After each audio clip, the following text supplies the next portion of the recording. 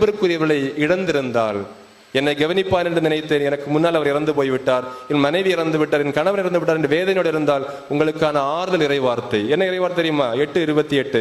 கடவுளிடம் அன்பு கூறுபவர்களோடு, அதாவது அவரது திட்டத்திற்கேற்ப அழைக்கப்பட்டவர்களோடு அவர்கள் நன்மைக்காகவே ஆவியார் அனைத்திலும் ஒத்துழைக்கிறார். அதாவது அவன் சொல்லுகிறான், என் வாழ்க்கையில் என்ன நடந்தாலும் கடவுளுக்கு தெரியாமல் எதுவும் நடக்காது. இன்றைக்கு அவன் கடவுளுக்கு சாட்சியாக நற்செய்தி பணியாற்றி கொண்டிருக்கிறான் என்றால் நம்மாலும் நிமிர்ந்து நிற்க முடியும்.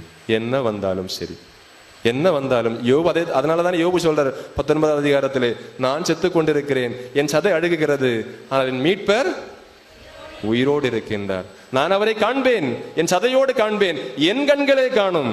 எவ்வளவு நம்பிக்கை! ஆமா, நான் செத்துட்டு தான் இருக்கிறேன், எனக்கு ஒரு நோய் இருக்கிறது, எனக்கு ஒரு பிரச்சனை இருக்கிறது, ஆனால் இதை எல்லாம் விட எனக்கு ஒரு கடவுள் இருக்கின்றார், அவர் பெரியவர் என்று சொல்லக்கூடிய மனப்பக்குவம் நம் ஒவ்வொருவருக்கும்